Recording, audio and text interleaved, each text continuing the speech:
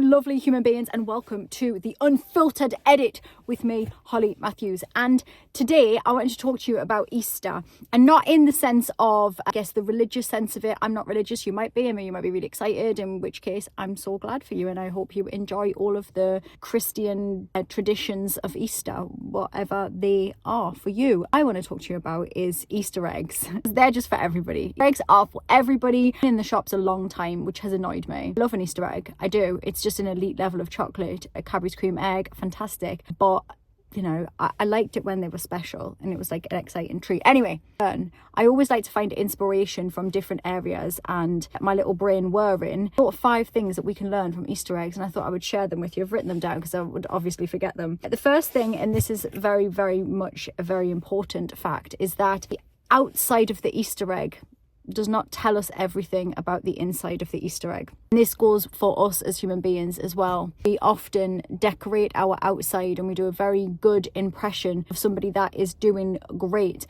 but actually sometimes internally we're not doing that great and we're not feeling too amazing, but we might be real shiny outside.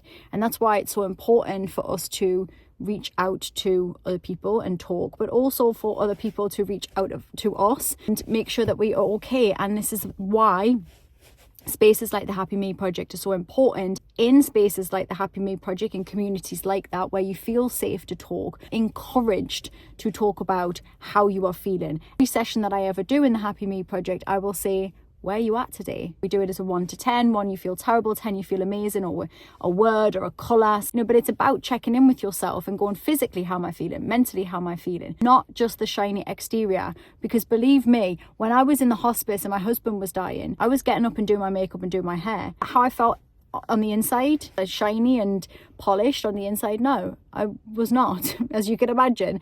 What we see on the outside is not necessarily what is going on the inside. Number 2 is, in order us to something great, we got to crack some eggs. We got to break some stuff first. And sometimes when we want to do a certain something, we want to head towards a goal, there's going to be discomfort in nearly everything that we do. There's going to be a level of pushing ourselves, and so we gotta feel that crack first. We gotta feel, I don't mean like literally a breakdown, I mean we've got to feel that discomfort before we get to the good bit. Example is having a baby. A little bit of discomfort there. If natural birth, it will actually both discomfort, but at the end of it you get a child, and that's the positive side of it. Third point is, what did I write down? All have the power to be at any point in our life, and this includes you right now. You can decide to be anything that you want to be.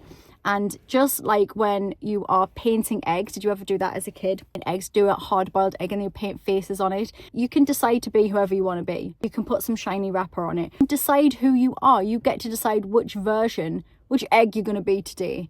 You get to decide at any point in your life, and nobody else gets to decide that for you. I don't know why I couldn't speak there. Nobody else gets to decide that for you. You get to decide that. And there is no cut off on that. You can be 50, 60, 70 years old, and if you decide, you know what, I want to do something totally different. I want to dye my hair pink. I want to go and live in a commune. That's up to you. You get to decide that.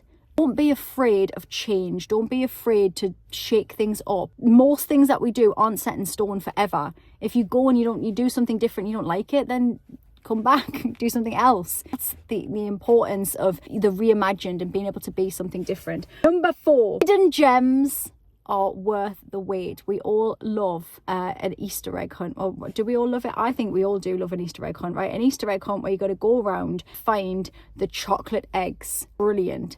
My kids loved it. Like, they would still love it now. I say they loved it. They're 14 and 12. I reckon if I did an Easter egg hunt in the garden, might test this theory out, I think they would still love it. Once did one all the way up the street and even included the local shop in it, give them an Easter egg, and they had to like answer all these questions, and then they had to go to the shop, and the shopkeeper like kept it for me so that they could pick it up there. Love an Easter egg. But some of the best things in our life don't just materialize for us without us looking and being curious about it. Be open to there be a hidden, be to them, I'll start again. Be open to there being a hidden gem around all kinds of corn, not the ones you expect. That amazing conversation you have in the supermarket with somebody that suddenly they know somebody that could help you out with something, or you fall in love, or you make a great friend. We never know where there's going to be a hidden gem, but we have to remain open to there being a hidden gem. Last one, and this is my favorite thing ever, is that joy matters. Joy and play matter. It does not matter how old you are. It's important for us to experience joy, to let ourselves rest, to find the funny in the worst moments. My family in general, we have the most disgusting gallows humor. Laugh at trauma. We laugh at trauma. We stare at trauma and we laugh at its face. It's finding that joy and that playfulness.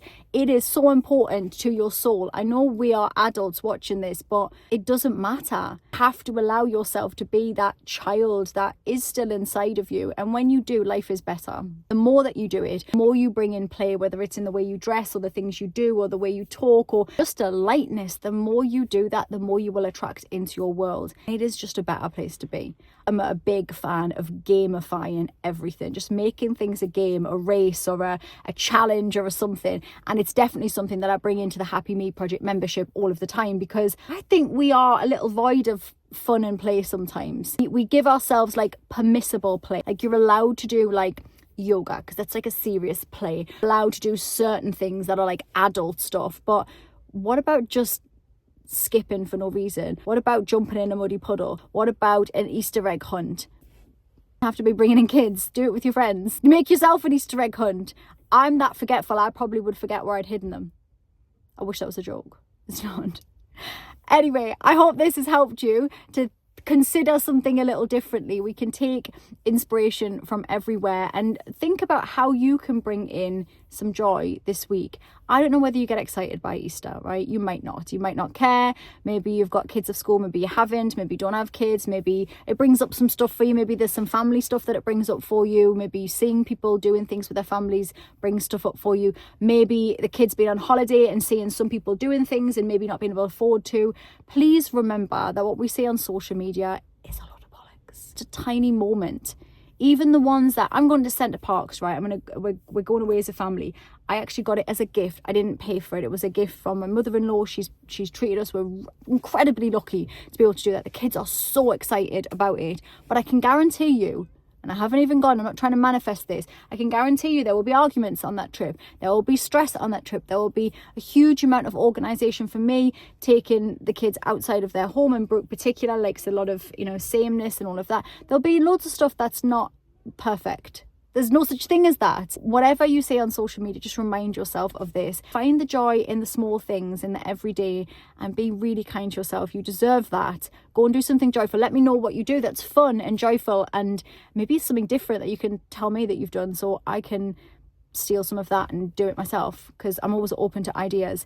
And I'm going to put the link below if you want to come and join the Happy Me Project and hang out with a lovely bunch of people where play and joy are absolutely at the top of my list of things for us and taking care of ourselves. And I will see you in there as well. Speak to you very soon.